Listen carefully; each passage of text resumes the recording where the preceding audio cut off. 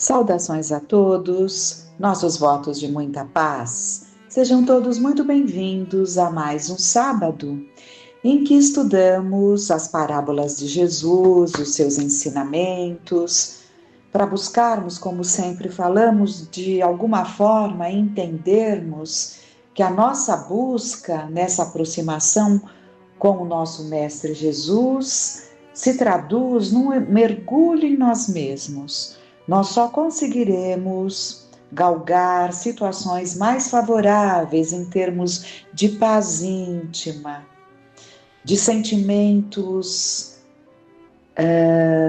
harmoniosos. Só alcançaremos esse estado que tanto desejamos se buscarmos, mergulharmos em nós mesmos, buscando o que deve ser trabalhado, direcionado de outra forma, burilado.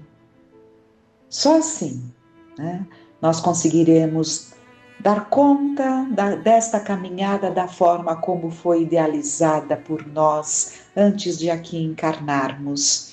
Então, nessa busca de conhecimento dos ensinamentos de Jesus, vamos buscar mais uma vez no livro Vivendo com Jesus, de Amélia Rodrigues, trazido pela mediunidade psicográfica de Divaldo Franco, o capítulo 27, em que ela intitula Tempestades do Coração. A região, na sua simplicidade, fascinava e ainda sensibilizava todos aqueles que a visitam. Melhor dizendo, e ainda sensibiliza todos aqueles que a visitam. Realmente, a região, as regiões em que Jesus esteve, especialmente onde ele nos trouxe o seu cântico de amor, dedilhando na harpa dali do mar da Galileia, que se transformou num hino de amor, porque uma grande parte das suas preleções, dos seus ensinamentos se faziam ali na praia. Então, ainda sensibiliza todo aquele que tem a oportunidade de pisar nestas terras. Não há como ficar indiferente, não há como não sentir esse legado, algo muito especial que ali permanece. Então, ela continua. Conhecida pela pobreza dos seus humildes habitantes, pescadores, vinhateiros, camponeses, mercadores e desocupados na miséria, era menosprezada pelos eruditos e ridicularizada pelos soberbos compatriotas. A natureza, porém, fora-lhe pródiga em beleza. O mar espelho, refletindo o azul claro e transparente, era cercado, de um lado, pelas praias recobertas de pedras miúdas e terra marrom, onde medravam velhas árvores, próximo às gramínea verde exuberante. Interessante, O mar espelho, refletindo o céu azul claro e transparente, Nós sabemos que esse mar da Galileia, ele é alimentado pelas águas do Rio Jordão, e o mar da Galileia fica a 200 metros do Mediterrâneo, então é abaixo do Mediterrâneo essa região. De outro lado, era defendido pelas montanhas da Decápolis, com as suas formações vulcânicas enegrecidas e ameaçadoras. Casarios de aldeias e cidades famosas, assim como outras menos conhecidas, adornavam-no com a alegria das suas cores e as luzes bruxuleantes nas noites estreladas. Jesus elegera a Galileia e o seu mar, que transformou na pauta gigantesca, onde escreveu 100 palavras e, através da vivência, a mais notável sinfonia da vida, que é o Evangelho. Por isso que Evangelho significa boa nova.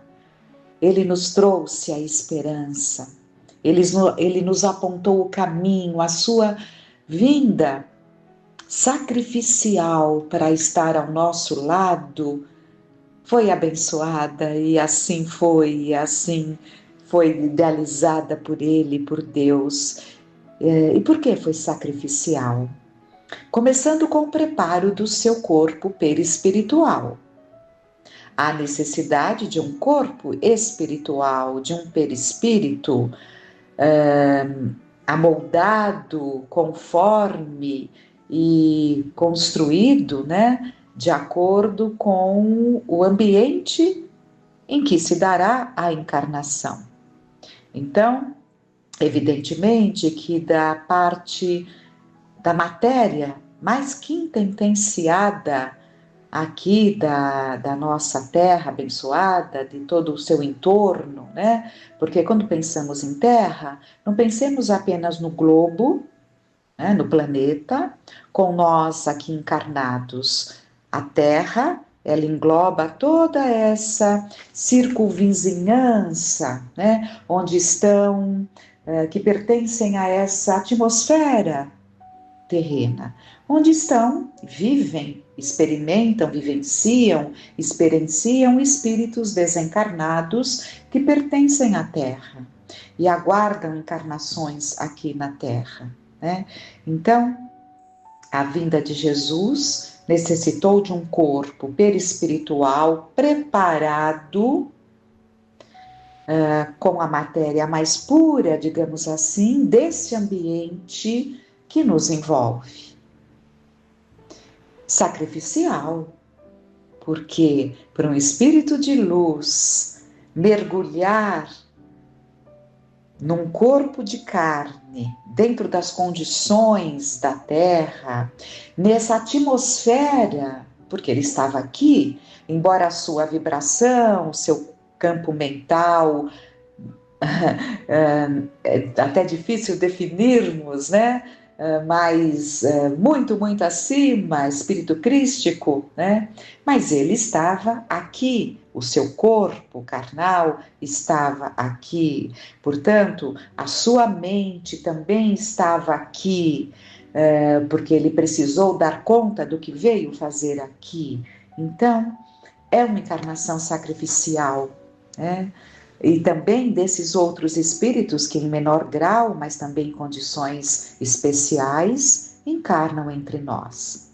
E precisam de todo um preparo, né, desse corpo perispiritual que se adeque às condições do nosso planeta. Então, continuando, convivendo com os mais infelizes, para os quais viera. Por isso que ele disse, não vim para os sãos, mas para os doentes. Então, convivendo com os mais infelizes. Então, porque infeliz, aqui não é no sentido da miséria material. Infeliz é todo aquele que vive a miséria dentro do seu coração, né? E com isso passa a desejar uma melhoria.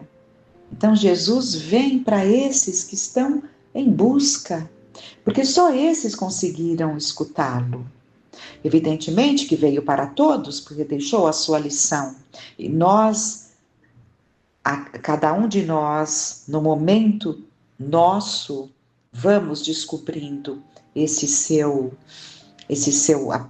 ensinamento, né? Veio para todos, sem dúvida, mas houve aqueles que, sedentos de conforto para os corações infelizes, o alcançaram naquela época. Então, convivendo com os mais infelizes para os quais viera, não desprezou os párias morais que chafurdavam no luxo e nas extravagâncias do poder. Todas as criaturas eram-lhe motivação para o cântico sublime que as embalava com as lições de paz e de iluminação interior. Mas não se detinha apenas entre aqueles que o cercavam. Sabia que o seu era um rebanho imenso, constituído por todos os indivíduos da terra, e por essa razão ampliava o seu círculo de realizações, indo além dos limites onde viviam os tristemente denominados eleitos. Sabia que o seu era um rebanho imenso, constituído por todos os indivíduos da terra, e por essa razão ampliava o seu círculo de realizações, indo além dos limites onde viviam os tristemente denominados eleitos. Ele se refere aqui, eleitos, a espíritos preparados, muito preparados, que o aguardavam. Não estavam junto a ele naquela missão que ele desenvolveu por 3 anos, em que Jesus atrai para a sua intimidade 12 discípulos, mas na sua programação já definiu que haveria outros que mais distantes colaborariam. E é o que nós vamos ver aqui. E isso está nos evangelhos. Mas continuemos. Ele conhecia os sentimentos dos gentios que aspiravam à plenitude e sentiam-se impedidos de penetrar nos mistérios do Deus único. Nas praias abertas, no cenário da natureza, ele modulava as canções de esperança e de vida eterna, enquanto os ouvintes, ora deslumbrados, ora aflitos pelas necessidades que os estigmatizavam, sorriam e choravam, dominados pela expectativa de também serem felizes. Então, nas praias abertas, o cenário da natureza, não que ele não tenha, como um judeu da sua época, falado nas sinagogas.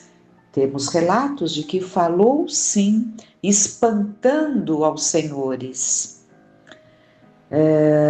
Mas o seu local preferido e numa quantidade infinitamente maior se deu na natureza.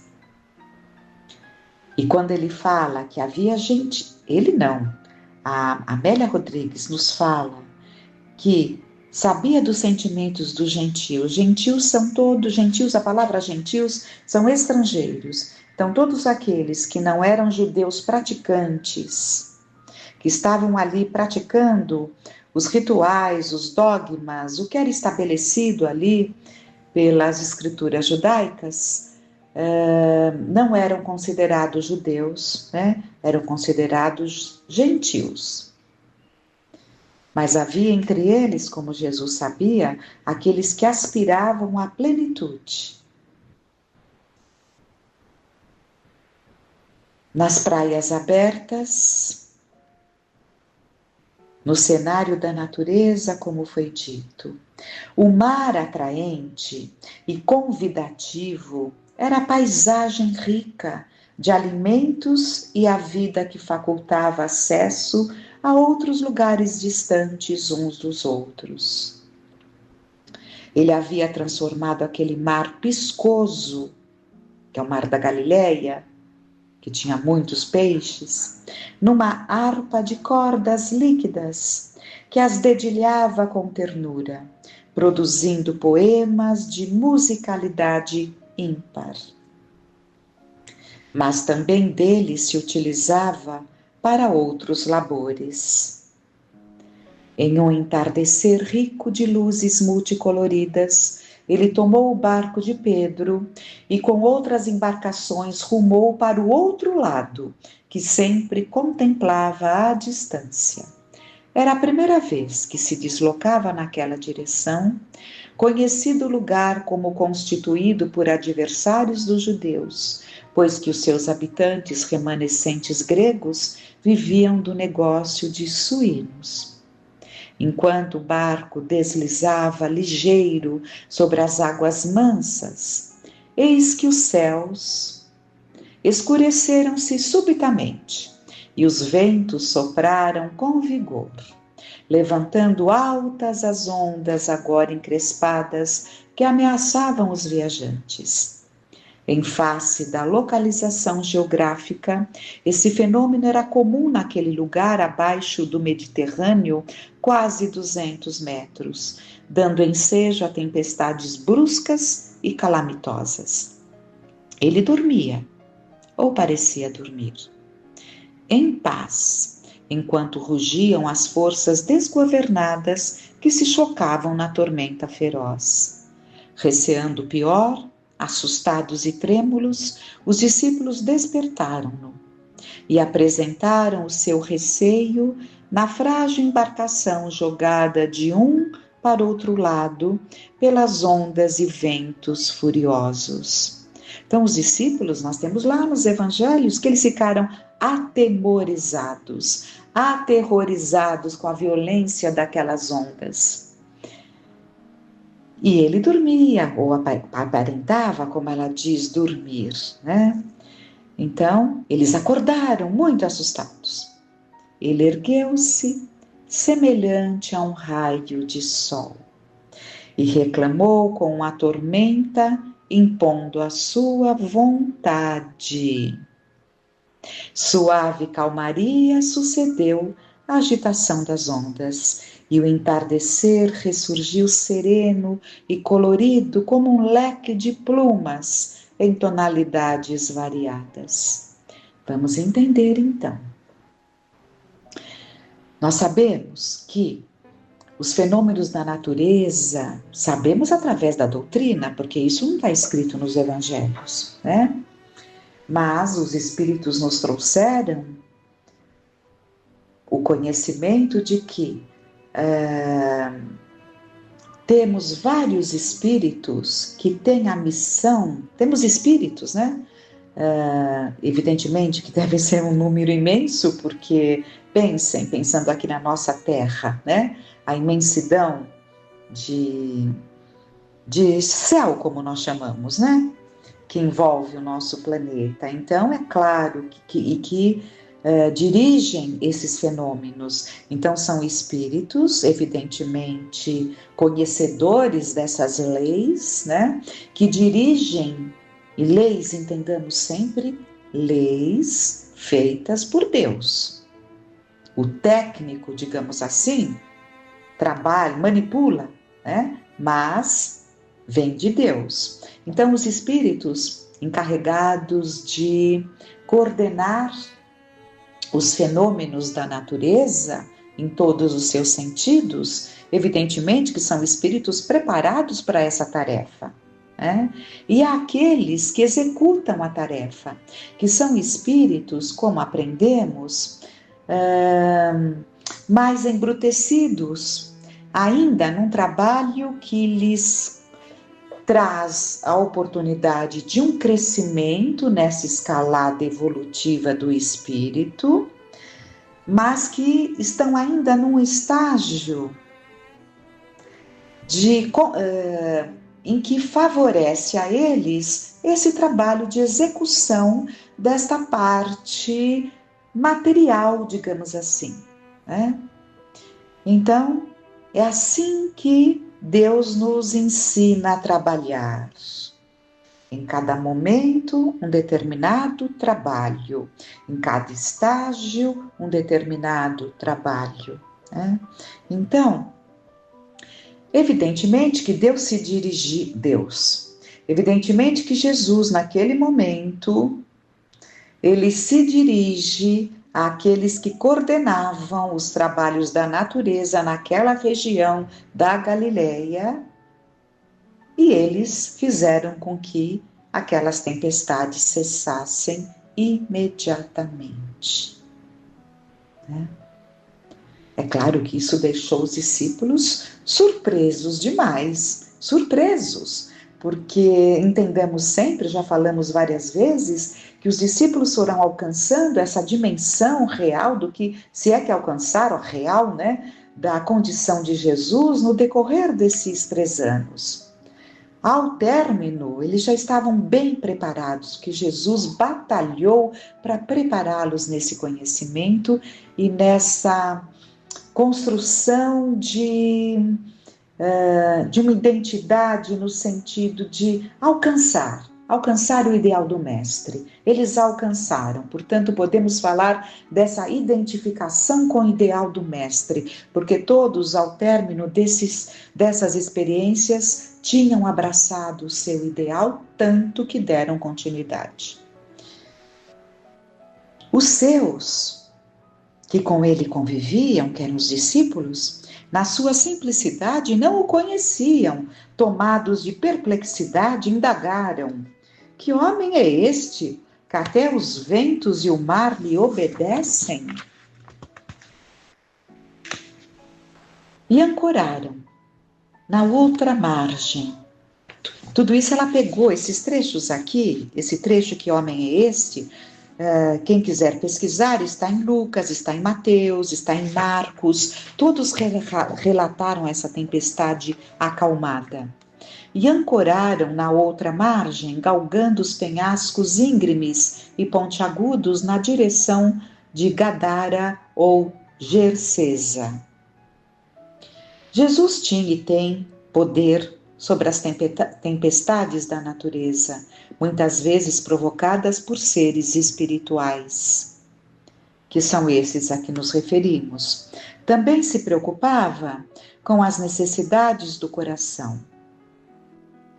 Por que aqui ela não disse que todas as situações são executadas por mentes, né, que tem essa missão, esse trabalho? Porque existem aqueles fenômenos naturais, né, que nós conhecemos, né? O calor leva ali a evaporação da água, né? É natural que formem ali aquelas nuvens e depois aquela água cai. Tudo isso são fenômenos naturais, né? Mas existem situações que há necessidade desses seres espirituais que ela chama, né? É interessante que ela fala seres espirituais, porque nós temos aprendido que a parte da execução ali são muitos que nem chamaríamos ainda de espíritos. Não são animais, porque não pertencem mais ao reino animal, mas também não pertencem ao reino nominal, ainda não são espíritos. São candidatos à humanidade, né? E ela chama de seres espirituais. São coisas muitas vezes que nos escapam ao conhecimento, mas dá para nós compormos, entendermos Deus na sua sabedoria que dá a todos o trabalho, né? Todos trabalham para Deus em todas as condições e é natural que de um reino para o outro haja uma transição. Nenhum princípio inteligente que viveu como animal, e é natural que o princípio inteligente passe pelo reino animal, esse princípio inteligente, antes de se transformar num espírito, mesmo um espírito embrutecido, há necessidade de uma transição, né? Antes de tornar-se espírito, que são essas experiências que vão facultando a esse princípio a elaboração da sua individualização. E assim vai. Mas vamos continuar. Também se preocupava com as tempestades do coração. Então, aqui é o ponto principal dessa mensagem maravilhosa. Também se preocupava com as tempestades do coração, esses tormentos que envilecem o ser humano e o levam a situações lamentáveis. No lago ou mar da Galileia, fora-lhe fácil aplacar as fúrias, ordenando aos seus agentes que as fizessem cessar, o que logo aconteceu. Para as tormentas do coração, propôs inúmeras diretrizes e segurança moral capazes de superá-las. Nenhuma, porém, mais expressiva e difícil do que essa que se encontra na lei de amor, propondo um mergulho nas águas agitadas dos sentimentos primários, para deles o indivíduo libertar-se, adquirindo paz. Ofereceu igualmente o equipamento apropriado para a imersão no abismo de si mesmo, que é o escalfandro do esforço pessoal. É mais fácil a vitória externa, aquela que diz respeito à relação com os outros, nada obstante o audacioso empenho para descobrir as imperfeições e trabalhá-las, eis o desafio que todos enfrentam. O seu propósito tem sido, desde aqueles já algo remotos tempos, a conquista da paz do coração. Então, acalmar, o propósito dele é acalmar a tempestade no nosso coração, as tempestades que nós, por nossas tormentas íntimas, criamos no nosso coração. Esse é o propósito de Jesus. E a Amélia Rodrigues continua. Enquanto bobinas medravam, adornando a relva, abundante com a natureza em exuberância de luz e de estesia, o cântico do Evangelho soava aos ouvidos das multidões atormentadas, enternecendo-as. Ouviam-no todos aqueles que o seguiam, mas não entendiam, mantendo os hábitos mentais e morais viciosos, isto porque não queriam compreender. Encontravam-se sobrecarregados das paixões primitivas, que são, dois pontos, digamos, doenças físicas, transtornos emocionais, distúrbios mentais. A miséria econômica e a falta de objetivos relevantes jugulavam-nos as mesquinhezes, nos combates exaustivos dos vícios e da degradação.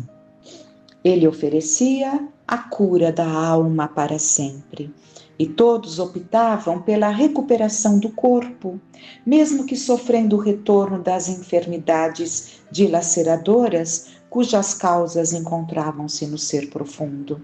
Então, quantos conseguiram a cura do corpo, mas não quiseram entender, e Jesus os alertou que precisava da cura da alma, e as doenças retornavam para esses que não tinham alcançado, o verdadeiro sentido daquela cura. Ele amava e sacrificava-se, ensinando a libertação do mal através da transformação moral. No entanto, os que o buscavam prosseguiam na luta para manter-se na ilusão tormentosa do cotidiano. Ele era a luz que podia anular a treva interior da ignorância. Porém, as massas infelizes, sedentas de prazer, beneficiavam-se um pouco e logo atiravam-se nos calabouços da demorada prisão em que se compraziam, povoada de crimes. Ele propunha a paz e quase todos esperavam a guerra contra os outros, olvidando os inimigos reais que se encontravam no seu mundo íntimo. Então, busca-se guerras, busca-se conflitos, guerreamos mentalmente, com esse, com aquele, e na verdade, buscando até inimigos, criando inimigos, quando na verdade está em nós. A guerra deve ser lá dentro do nosso coração, com as nossas tendências, com aquilo que ainda precisa ser trabalhado, vindo à consciência, para que consigamos trabalhar. Apesar disso, continua Amélia finalizando, ele prosseguiu estoico e perseverante, até o momento da morte infamante, procurando aplacar as tempestades dos corações. E voltou areolado de ternura e de carinho, confirmando seu amor por todos aqueles que são colhidos pelas tormentas internas no mar proceloso das reencarnações purificadoras. Fiquem para nós esses sublimes ensinamentos, que não sejamos como os porcos que não sabem e não podem, os porcos não podem valorizar as pérolas, que não hajamos como porcos e que esses ensinamentos de revivência do que Jesus nos deixou e marcou para que ficasse em nosso coração, não apenas ali naquele evangelho guardado na nossa estante, mas sim ler, para que consigamos pouco a pouco interiorizar. E o que é interiorizar? É interiorizar para exteriorizar de uma forma amorosa, harmoniosa. Que Deus, na sua infinita bondade, nos envolva em bênçãos de luz, abençoando os nossos propósitos. Que fiquemos em paz.